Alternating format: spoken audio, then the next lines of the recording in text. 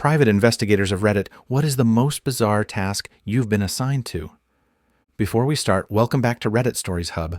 If you're new here, make sure to hit that subscribe button and turn on notifications so you never miss an update. Here, we'll be telling you interesting, thought-provoking stories from Reddit. So, get comfortable and let's jump right in. Story 1. I did surveillance on a nurse. She was supposedly so disabled that she couldn't work. They suspected she was working. Easiest surveillance I ever did. I arrived. She got in her car 10 minutes later, followed her with no complication to a strip club where she went in and began doing her thing. Club had a posted prohibition on video, so I had to go in and watch her dance so that I could testify that I saw her dancing when it went to court. Over the next few days, I followed her to 3 other strip clubs and did the same. That month, I turned in the sketchiest expense report of my life. Eventually, it went before the WC board. When the judge asked why she was stripping, she just shrugged and said she made twice as much money than when she was nursing. Benefits got yanked. The insurance company was happy, but the company lawyer gave me the nickname Detective Tits, which most regrettably stuck and spread to all of the other lawyers I dealt with. Worst night of my life, man. Story 2. This girl's family once tasked me with tracking her down and convincing her to go back to the family farm. Turns out she had moved to LA, become a porn star, and married an apparent millionaire. But it gets weirder. Some of her friends tried to ransom her when she went missing. The husband, who didn't actually have money of his own, pretended to pay the ransom with money from his daughter's charity, while giving the bag man a fake ransom to make the handoff and pocketing the money from the charity. Unbeknownst to the husband, his daughter actually hired the bagman to figure out what happened to the girl and the money to get it back. And he figured out the husband took it just as the girl got back from visiting her friends, unharmed. It was nuts. I heard the girlfriend of one of the guys who ransomed the girl even cut off her own toe to send to the husband to get him to pay. It was like something out of a fucking movie. He was. Story 3. Been a PI for going on a year now, and the strangest case I had was of a woman asking us to find out if her husband was cheating on her. She said there was something off in the house, as if feeling something, and she wanted to know what it was. So, she suspected her husband of cheating. So, I show up and install nanny cams in her house for the weekend upon her approval and where to place them. She works all weekend, and this was the best route. Well, 3 days go by and I collect the footage and come to find out the husband was touching his 8-year-old stepdaughter. After seeing that, I rushed to the courthouse with a copy of the footage and got a court order for the police to go and get him. Story 4. We had an office on the ground floor of a building near the county courthouse with a door that opened onto the street. This meant we actually got a fair amount of foot traffic. If I had nothing going, I closed the office around 5 p.m. Around 4:45 p.m., a lady comes in asking all the usual questions. Are you really a PI? What cases do you take? How much do you charge? Yada, yada, yada. I spend 10 minutes going through all that. This lady seems pretty wound up, which is not unusual. People don't come in looking for a PI when everything is great. Often it's because they are having one of the worst experiences of their lives and are desperate for help and haven't gotten it elsewhere. I asked her to tell me what brought her in today and be as detailed as possible. She tells me that someone stole her ideas and now she's being followed.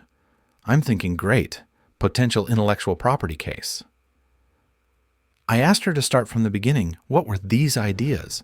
She starts telling me about her last gynecological exam. I immediately stopped her and asked her what this has to do with her ideas being stolen.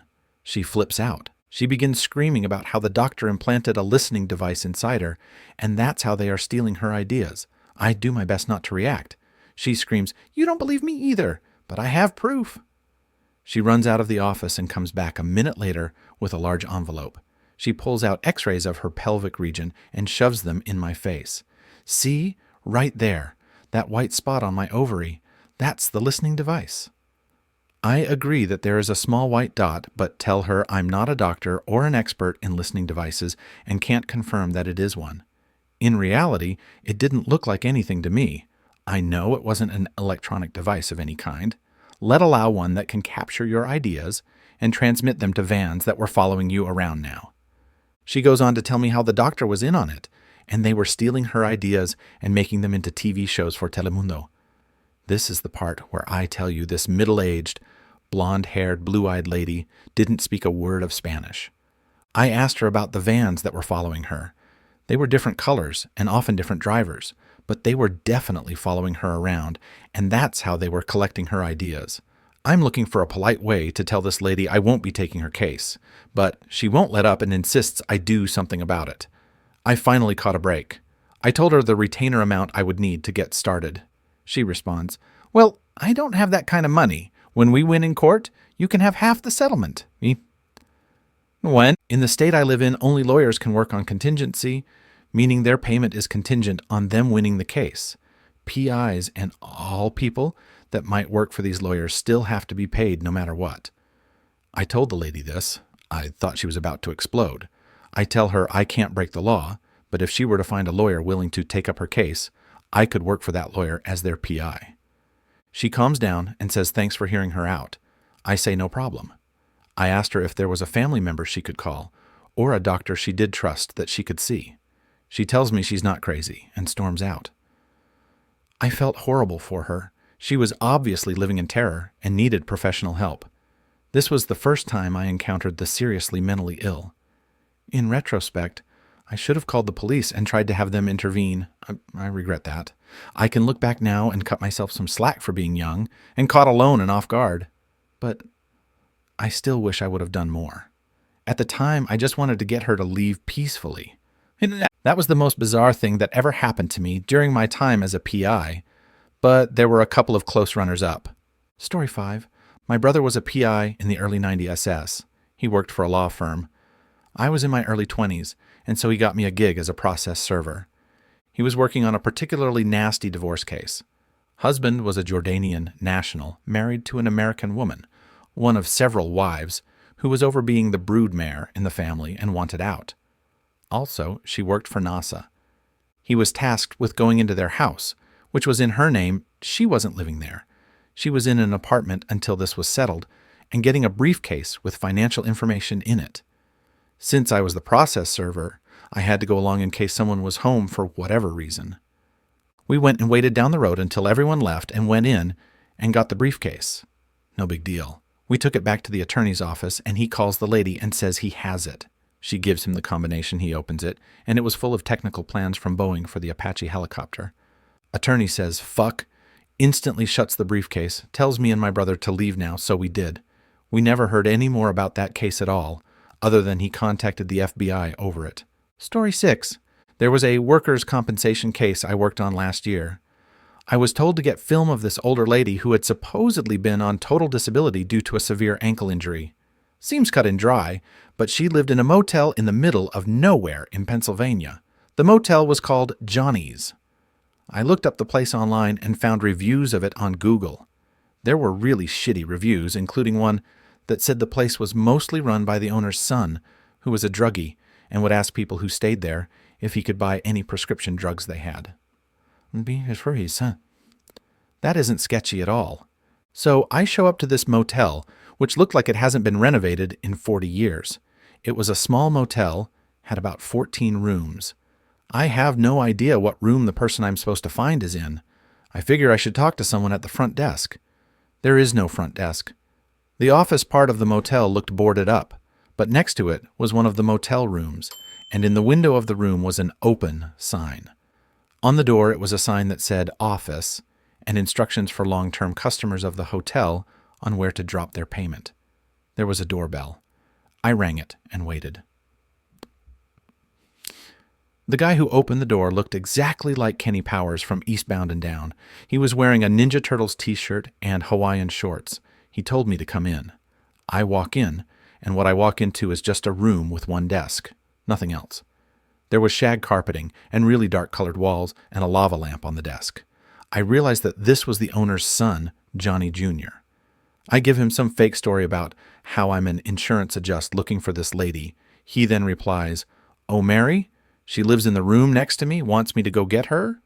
This is a problem, because I have absolutely no backstory on what to tell this lady. She was repped by an attorney and likely knew a PI might be looking for her. I told him no, I just needed to confirm she left her and bolted. Now, park in the parking lot with a view of the room Johnny Jr. pointed at. A couple hours go by, and then some old guy is standing near my car getting stuff out of his car. Johnny Jr. walks out and starts talking to him.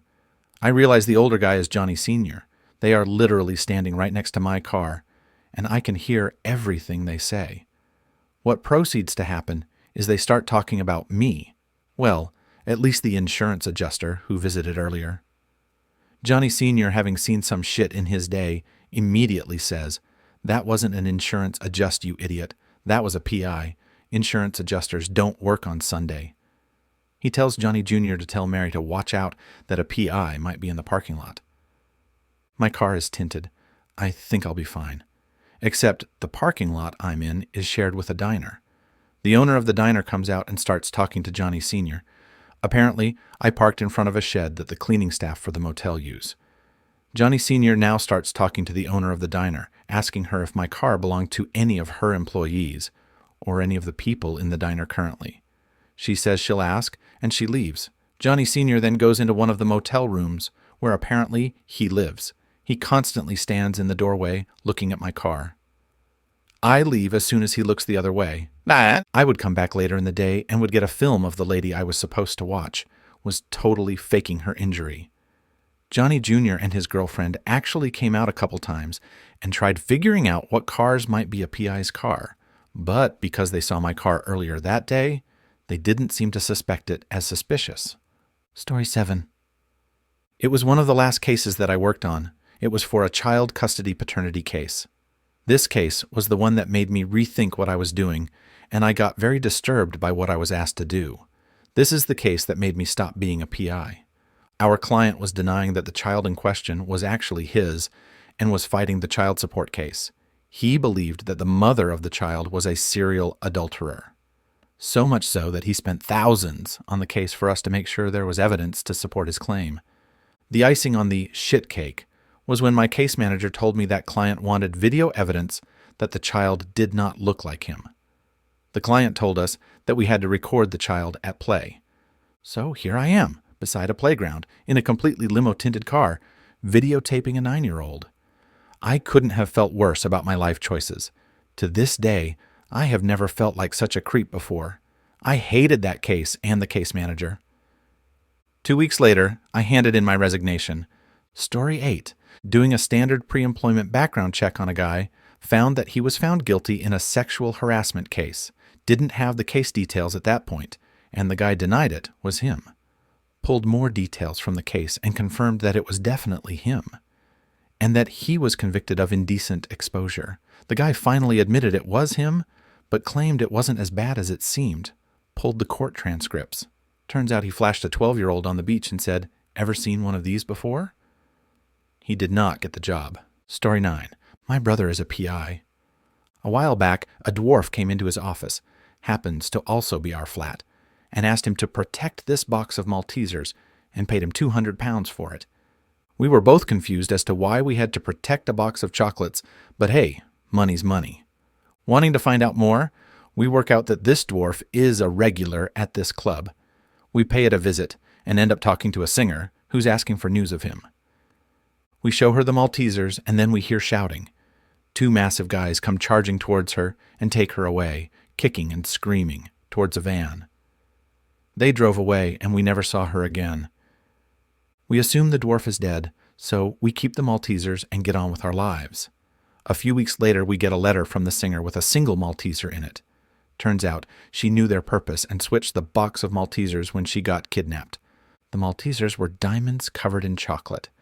We planned to go on a skiing holiday with the money, but my brother broke his leg, so the money was spent on medical bills. Story 10. There once was this dude who had his emails leaked. I had to sift through many of them, and there were countless of weird instances where words for various food was used in contexts that didn't make sense. I realized it had to be code for something, and after further research I realized the words were most likely code for young children, and I was dealing with pedophiles. I ended up getting help from the public, and the case started trending on Twitter. Turns out we were uncovering a major network of businesses that are used or have been used as human trafficking fronts. He hasn't been arrested yet, though. Story 11. Last year, I was 17. I pretended to be a private investigator just for fun, and my neighbor gave me a tenner to go look for his missing cat. I guess he just wanted me to have some fun, and I was just fooling around, and I was pretty sure I wouldn't find anything. But damn, I did find something. At the bottom of my street there was an old, abandoned retirement home, closed a couple of years after I moved in. I went there first and found a blood trail leading into the place. There wasn't a lot of blood, but just enough that it could have been the cat's blood. Case in point, the building was being used by some druggies that were hiding their operation. Just some weed, meth, and coke, and a couple of guns. After seeing that, I shat myself because I was only going into the whole PI thing as a joke.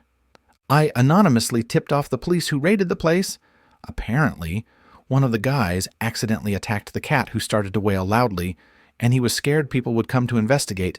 He couldn't bring himself to kill the cat, so he dragged it inside and forgot to clean the blood away. It was one of the most thrilling yet terrifying things that I had ever gotten myself into.